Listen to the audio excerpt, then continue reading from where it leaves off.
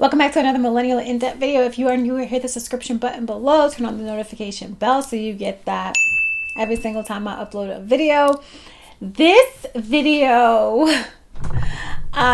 is definitely going to be interesting to record, to edit, and to share. So the title reveals it all. I got laid off. I got laid off from a fintech company. If you have not been keeping up with the layoffs that have been going on in the tech industry, I'm here to tell you that it is pure, unadulterated chaos, especially in the fintech sector. So I, for all intents and purposes, got let go at the end of November, literally the week after Thanksgiving.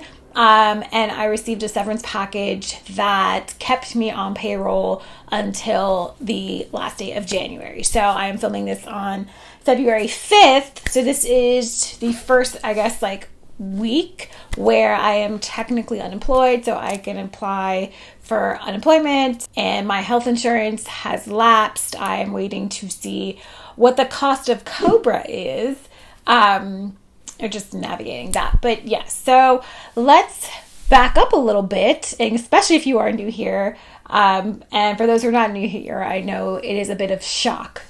For me too, y'all. Okay, so I am a former high school English teacher in New York City. I was a high school English teacher for 11 years. I left the education world in September of 2021, and I started my new role as the brand manager of the brand manager of member engagement and content for a fintech company in October of 2021. It was a fully 100% remote position. The company is a fully distributed company, unlimited PTO, 6-figure salary, so fully covered health insurance. It was pretty much everything that I was looking for in a new role to feel comfortable pivoting out of a fairly secure job, right? I was tenured. I was in the game for a decade. So for all intents and purposes, it was a very, very, very secure, recession-proof job, right? So had I still had that role now, I wouldn't really be worried or panicked about losing my job. And so when I started this role in October of 2021,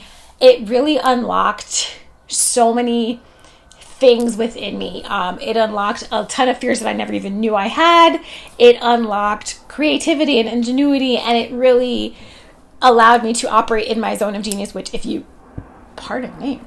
did not see the original video on why I left teaching, one of the main things that I said was I really, really, really wanted to move out of my comfort zone and start really creating and doing things that aligned more with what I was doing with my own personal brand and would just allow me to operate in my zone of genius, right? I love writing and creating and producing, and just seeing a project come to life from start to finish really just excites me, and I love doing it. So that was one of the reasons I loved education. And so as we started in 2022, I'm sure, maybe somebody somewhere, but no one really could have foresaw, how the economy would turn out, what would go on in the market, what would happen with the Federal Reserve, with the federal interest hikes throughout the year. We just had our 8th consecutive hike. So we're at 4.5 to 4.75% interest, which the company I work for not only is a fintech company, but they are also in the lending space.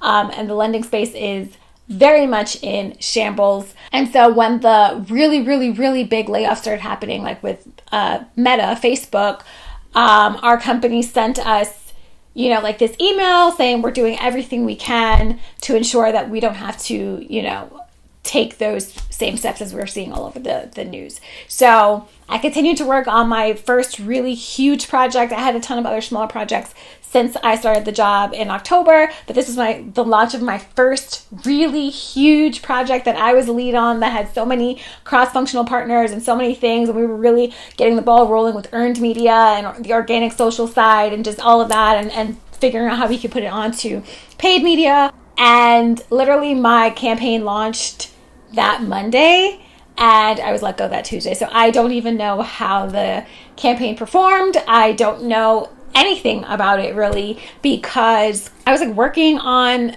a chapter of my book during like my lunch break. And by the time I went to like check in and see if I had an email or anything on Slack, I saw like this email in my personal email talking about the, downsizing. So they let go, I believe it's 35% of the workforce. So about 130 people were let go.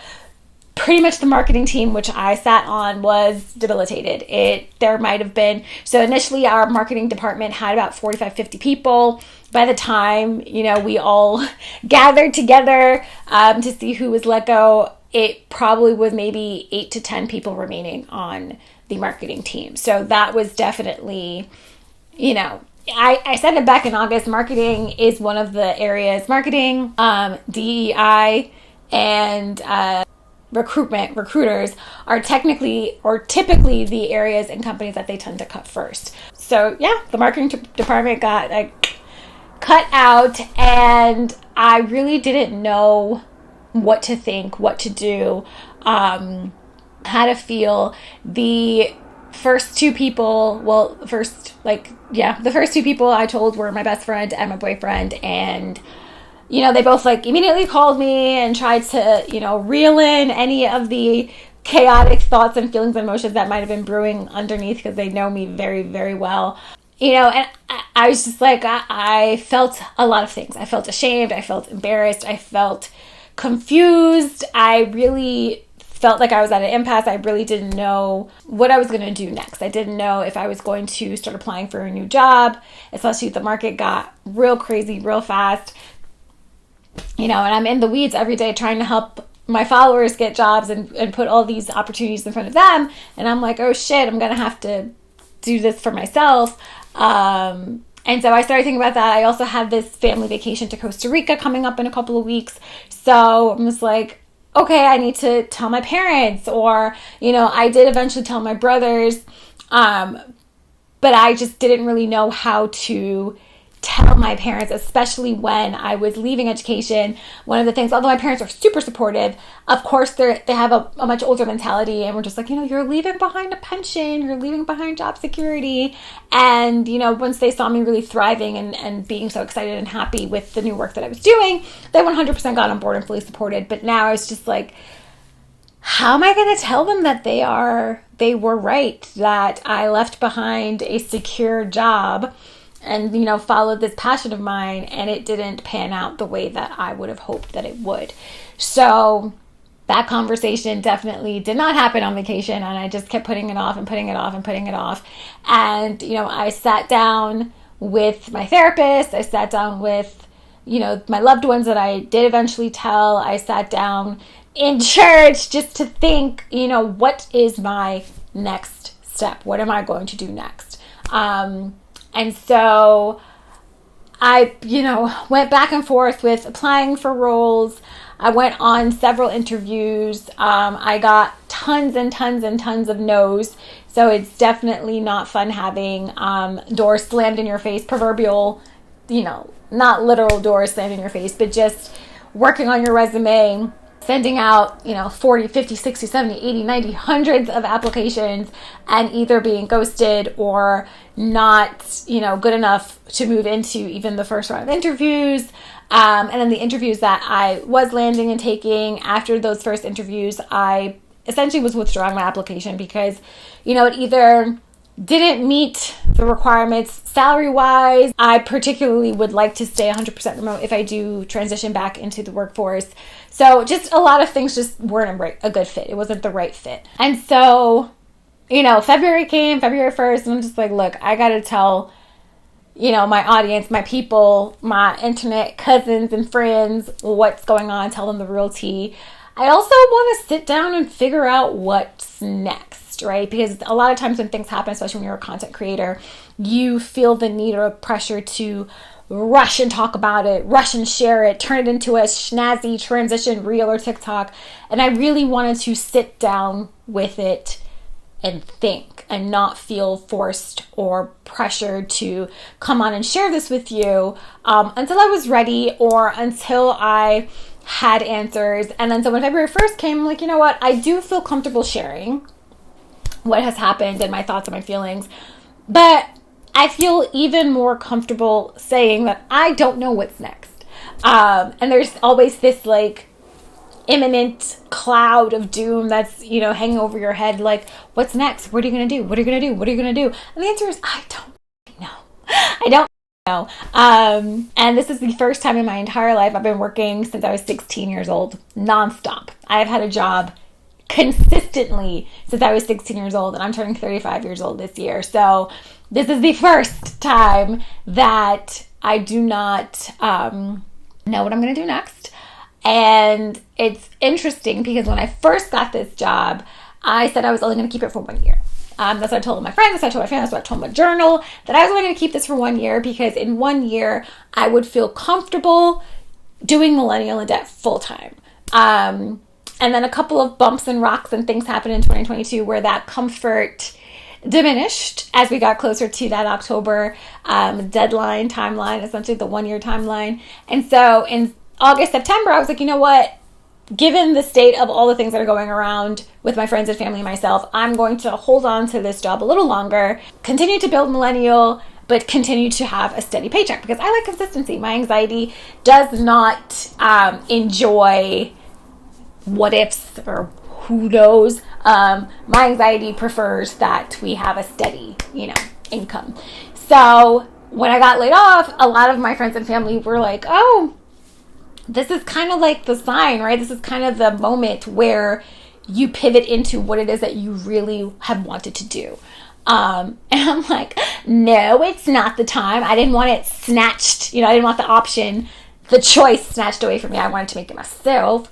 But I've taken these last 2 months to really put a lot of my time, energy, and effort into Millennial, to growing the brand and sustaining, the growth that it has had in the past year.